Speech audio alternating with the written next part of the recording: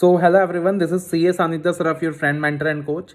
सो आपकी प्रिपरेशंस कैसी चल रही है? उम्मीद कर रहा हूँ अच्छी चल रही है।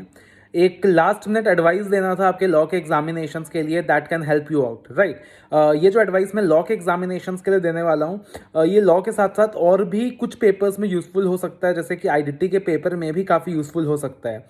दैट इज़, लॉ में काफ़ी बार क्वेश्चंस इस तरीके से फ्रेम होते हैं कि आपको प्रोविजन पता होता है, आपको प्रोविजन पता होता है कि okay this section is going to be applicable, मगर आप कंक्लूजन फॉर्म नहीं कर पा रहे होता है, आपको कंफ्यूजन होता है कि कंक्लूजन क्या होगा। तो बच्चे ज़्यादातर क्या करते हैं कि जो भी कंक्लूजन उनको सही लगता है वो लिख के आ जाते हैं। But what has been evident from the past few papers is that कि अगर बच्चे कंक्लूजन गलत लिख देते हैं ना, तो काफ़ी बार ऐसे 0 मार्क्स देता है लॉ में, even though the provision is correct. मैं आपको बताऊं, आइडियली अगर प्रोविजन करेक्ट है बट आंसर गलत है, कंक्लूजन गलत है, तो आईसीआई को स्टेप मार्क्स देने चाहिए।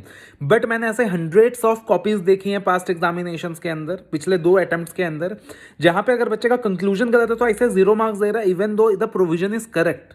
सो दैट इज वाई मैं हमेशा स्टूडेंट्स को एक एडवाइस देता हूं, कंक्लूजन आप तब लिखना लॉ के पेपर में अगर आपको कंक्लूजन की श्योरिटी है। लेकिन अगर आपको कंक्लूजन की श्योरिटी नहीं है और आपको प्रोविजन पता है कि कौन सा प्रोविजन एप्लीकेबल होने वाला है, for example you know section 185 is going to be applicable, but you are not sure about the conclusion whether the actor is guilty or not, then just write the answer, write the complete provision. Section 185 क्या कहता है, correlate with the question but don't conclude. Conclude मत करना, ये काफी important चीज है, ध्यान रखना इस बारे में, ठीक है। ऑन दी अदर हैंड कुछ क्वेश्चन ऐसे मिलते हैं कि आपको कंक्लूजन पता है बट ज्यादा प्रोविजन आपको नहीं पता। तो इन 2 सिनारियोज आप क्या करना, पहले कंक्लूजन लिख देना फिर प्रोविजन लिखना। देखो, नॉर्मल प्रेजेंटेशन क्या होता है लॉ के पेपर में, पहले इशू इन्वॉल्व लिखो, फिर फैक्ट्स लिखो, फिर उसके बाद प्रोविजन लिखो, फिर कंक्लूजन लिखो। That is the normal presentation जो अपन सजेस्ट करते हैं आपको। लेकिन अगर आपको कंक्लूजन नहीं आता, मैं क्या कह रहा हूं, प्रोविजन लिख देना, कंक्लूजन मत लिखना, या डिप्लोमेटिक कंक्लूजन दे देना, राइट, डिप्लोमेटिक कंक्लूजन, या असम्पशन बेस लिख देना with A clear note that I am taking assumption. उससे क्या होगा, आपको 4 में 2 नंबर पक्का मिल जाएगा। लेकिन अगर आपने कंक्लूजन गलत लिख दिया तो 4 में 0 भी मिल सकता है। दूसरा सिनेरियो होगा कि आपको कंक्लूजन पूरा पता है कि डॉक्टर गिल्टी है नहीं है, लेकिन प्रोविजन अच्छे से नहीं आता, तो उस क्वेश्चन में प्रेजेंटेशन का तरीका चेंज कर दीजिए, पहले कंक्लूजन लिखिए, फिर क्वेश्चन को रिपीट करिए, फिर प्रोविजन लिखिए थोड़ा बहुत। तो उससे क्या होगा, एग्जामिनर पहले कंक्लूजन देखेगा, आपको मार्क्स दे देगा, 1 मार्क दे देगा, उसके बाद प्रोविजन देखेगा, 1 मार्क दे देगा। लेकिन अगर पहले वो प्रोविजन देख रहा है, प्रोविजन देख के उसको बहुत बेकार लग रहा है, तो हो सकता है वो कंक्लूजन तक पहुंचे ही नहीं। सो ये कुछ चीज़ें हैं जो आपने ध्यान रखनी है। अगर आप ये ध्यान रखेंगे तो पेपर के अंदर it will be very very useful for you.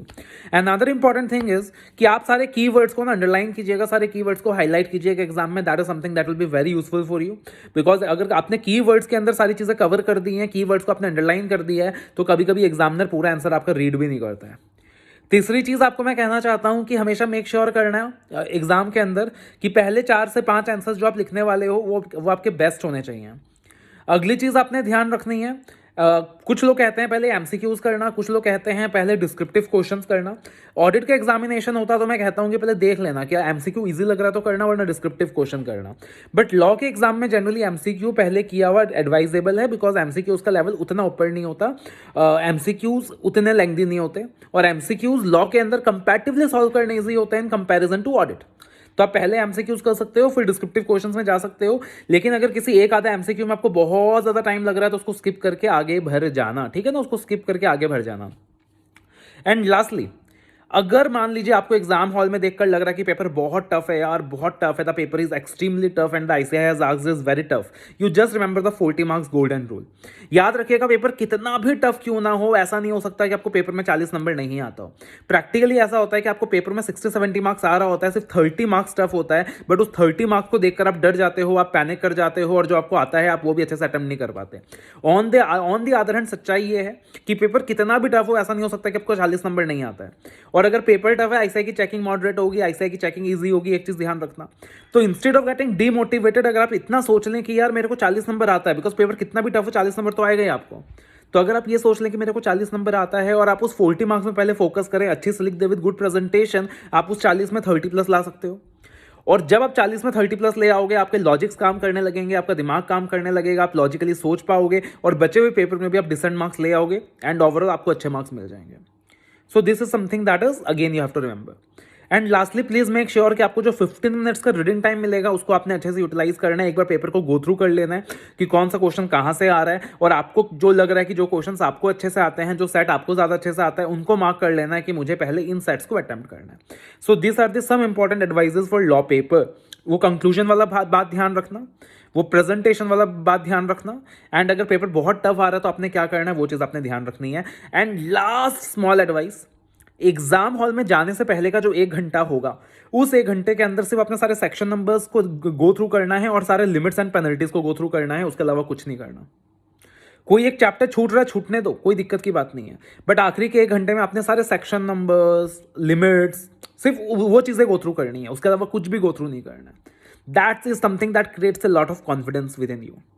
Exam hall में जाते सेक्शन नंबर याद आ रहा है, एडिशनल डायरेक्टर है सेक्शन 161, ओके राइट, तो जैसे ही वो चीज़ें याद आ रही हैं, removal of director, okay section 169 लगेगा। तो जैसे ही वो चीज़ें ध्यान आ जाती हैं, कॉन्फिडेंस इंक्रीज हो जाता है। लेकिन अगर वो चीज़ वहाँ पर क्लिक नहीं कर रहा तो कॉन्फिडेंस आपका डाउन हो जाता है। सो आखिरी के 1 घंटे में आपने सिर्फ सेक्शन नंबर्स गो थ्रू करना है, लिमिट्स गो थ्रू करना है, पेनल्टीज आपने पढ़ रखा तो इंपॉर्टेंट पेनल्टीज गो थ्रू करना है, और कुछ आपने नहीं पढ़ना। और आखिरी के 2 घंटे में आपने अमेंडमेंट्स के साथ साथ सेक्शन नंबर्स गो थ्रू करना है।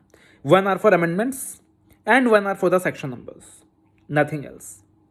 एंड डू रिमेंबर, आपने मेहनत करी है, उस मेहनत का रिजल्ट आपको मिलेगा, पॉजिटिव रिजल्ट मिलेगा। ये मत सोचना कि मेरे को चीज़ें याद नहीं रह रही, वो हर किसी के साथ होता है। लॉ का पेपर है, आप लॉजिकली भी सोच के लिख के आ सकते हो, आपको मार्क्स मिलेंगे अगर आपके लॉजिक सही हैं एंड आपने मेहनत करी है, आप अच्छे ही लिख के आओगे, विश्वास रखना अपने आप पर। All the very best, love you all, take care.